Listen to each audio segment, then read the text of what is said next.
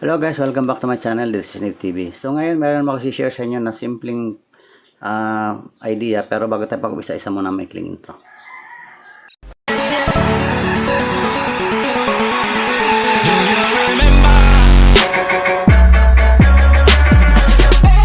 Pero ngayon guys, gagawin din tayo ng similar idea.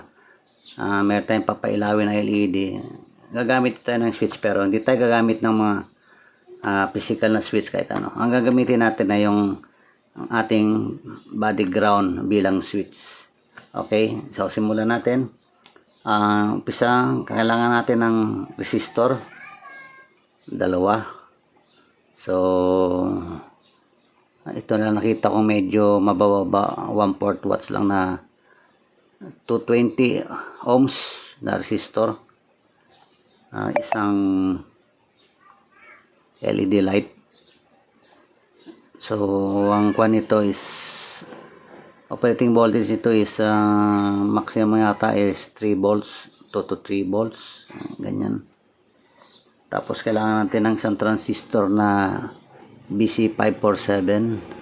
Ayan, okay.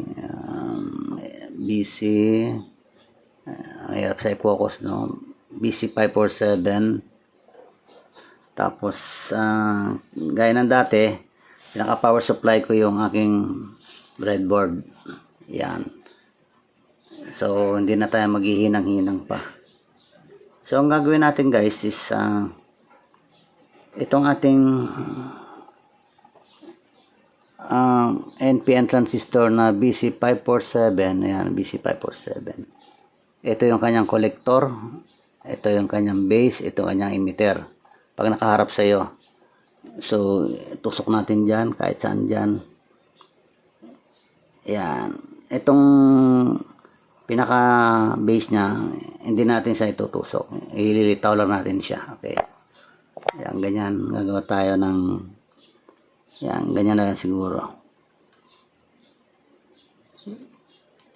Yan. Okay. Tapos, yan. Bali, tinusok ko lang yung kanyang collector tsaka yung emitter. Yung kanyang base, naka-angat lang. Tapos, gagawin natin is, lagyan natin ng resistor dito sa kanyang emitter. So, gaya na sinabi ko sa inyo, yung breadboard, puro pa vertical lang ang kanyang connection. Wala siyang, pag nilagay nyo rito, walang connection niya. Kailangan pababa. So, kung gusto natin magkaroon ng connection ng resistor, dito natin ilagay. Kasi ganyan ang kanyang connection. So, yan. Tapos, lagay na natin dito. Yan. Kahit saan dyan. Okay. Tapos, kukonect natin yung ating LED light. Yan. So, ito yung LED natin. Itong may malaking metal sa loob, yan ang negative. Tapos ito naman yung positive. Okay. So, tusok din natin. Gaya ng ginawa natin dito para magkaroon siya ng connection dito. Tatapat din natin siya rito. Ayan. Pababa. Okay. Ayan. Tapos ilagay lang. Itusok lang din natin dito kahit saan. Ayan. Pag ganyan. Okay. So, ayan. Nakakonect na siya rito sa collector kasi pababa yung connection pag ganun. Tapos kailangan din natin ng isa pang resistor, yung pinakita ko sa inyo kanina, ng pangalawang resistor. Dito naman siya, tatapat din naman natin siya dito. Ayan, pag ganun, para meron din siyang connection dito sa pinaka positive ng ating yan. Okay, ayan. Yan. Tapos naka-angat din siya gaya ng sa base. Yan, wag natin siyang itutusok. Okay. Ngayon, para malagyan natin siya ng power supply galing dito sa ating breadboard, supply natin ng jumper wire. Ito na lang. Itong red, ikukunin natin sa positive side. Dito rin natin tatapat para yan, pares lang may connection. Ayan. Ayan. Tapos, ayan, angat na nga. Diyan lang natin lagay. Tapos, ito is, teka lang. Pwede naman natin tong itusok. Ito, ilapit na lang natin dito. Kasi wala namang connection yan dyan eh. Yan, lapit lang natin sa dyan. Para hindi siya masyadong unstable, magalaw masyado. Angat na, yan, para mas kita. Ayan. Ito naman is dito natin lagay. Diyan na lang. Ayan. Okay. Sa positive rail dito. Kahit dito na lang siguro. Kasi yung rail na yan positive. Doon negative. Tapos sa negative naman natin. Dito naman natin tatapat. Ayan. Okay. Tapos dito naman sa negative rail. Kahit dito siguro pwede na yan. So yan. Ayos na yan. Yung ating ating circuit. So ganyan. Nandito yung NPN transistor na BC547. Itinusok natin yung kanyang collector tsaka emitter. Tapos kinonect natin yung resistor sa emitter. Tapos dito sa negative supply. Tapos yung collector i-connect natin sa negative ng ating LED, negative terminal. Tapos binaon din natin dito. Kinonect natin sa kanya, tinapat natin sa kanya yung resistor. Ayan guys. Ayan. Tapos yung positive supply. Ito ang isang side ng ating resistor. Hindi natin connect kung saan. Ito, kahit nakaganyan yan, wala siyang connection dito. Hindi na siya nakakonect dito kasi hindi naman sila magka-line up. Diba? So, inano ko lang siya, pinasok ko lang dyan para stable siya, hindi siya galaw ng galaw. Pero pwede nating tanggalin yan dyan kung gusto natin. Ngayon, susupply na natin ng power supply. Okay, kunin natin yung ating yung saksak natin dito. Ayan.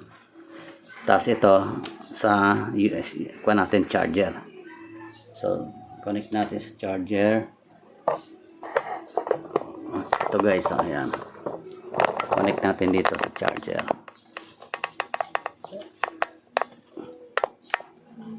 Ayan. Balik tayo dito. So, ayan. Power on natin. Ayan. Okay, naka-on na. May indicator na. So, paano yung sinasabi nating switch gamit ang ating body ground? Ibig sabihin, kamay lang ito. Hindi natin kailangan ng dito, switch, physical switch na yung mga dipindot-pindot at saka yung tulad ng TTP 223 na kinontent ko ng mga nakaraang araw. Ito lang gagamitin natin. So may power supply. So gagamitin natin itong pinaka-switch natin. Itong kamay natin, dikit natin sa resistor at saka sa base ng transistor. So ayan, napailaw siya, di ba? Okay, ulitin natin. Ayan, okay. So yan ang tinasabi ko na switch gamit ang ating body ground. Kung titignan nyo, hindi masyadong maliwanag yung kwan niya kasi depende guys sa resistor na nilagay nyo. Since mababa lang naman ito, kung kukumpitin nyo, pwede kayo gumamit ng resistor na mga 100 ohms lang mahigit para mas less resistance, mas maliwanag. Ito kasi ginamit ko is 220 ohms kaya medyo mataas yung resistance, kaya yung pag mataas yung resistance nababawasan yung current para i-drive yung ating LED kaya hindi siya masyado maliwanag. Okay, ulitin natin. Switch on, off, on, off. So yan lang guys. pwede natin gamitin ang ating body ground bilang switch. Hindi lang yan guys, sa mga iba pang mga application, pwede nyo rin magamitan yung body ground. Sa mga higher application, halimbawa, kung pwede ba siya magamit sa mga malaki ang halimbawa, mga 220 volts nang ginagamit natin. Pwede rin guys ang ating body, pero iba na yung kanyang mga components, hindi na yung mga ganitong transistor. Maaaring gagamit ka na ng mga high voltage transistor or thyristor na kailangan mo dyan. Tapos mga mga higher resistor, higher values. So depende yan guys. Ito, pwede natin itong hindi nakabaon nito. Yan. Yan. Pwedeng iyan idikit natin doon. Yan Ayan. Okay. Pwede ring hindi body ground gamitin natin. Ito lang, resistor lang. Yan. Nakahiwalay, di ba? Iano natin, dikit natin doon sa base. Yan. Pwede rin. Pwede rin ganito. Tanggalin natin. Tapos hawakan natin na uli. O yan, ilaw pa rin. Okay. So, kaya medyo maliwanag siya dito. Ayan. Yan. Yan. Yan, maliwanag siya, di ba? Ayan. Mas maliwanag siya kaysa sa ating body ground kasi mataas din guys yung resistance ng katawan natin. Hindi ko nga lang masabi sa inyo ngayon kung ilang ohms yung resistance ng katawan natin. Yan, yan kaya hindi siya maliwanag. Minsan gusto nyo guys masubukan kung mataas ang inyong resistance, subukan yung gumamit ng multitester. Tapos hawakan yung dalawang dulo. Makikita nyo papalo. Doon yung malalaman kung gaano kalakas ang inyong resistance. So yun lang guys. So sana meron kayo napulot na konting idea at kaalaman. Kung gusto nyo guys, paki-like and share, and don't forget to subscribe to my channel, Nib TV, and also press the notification bell para ma-update kayo sa mga sunod pa mga video. Maraming salamat. Thanks for watching.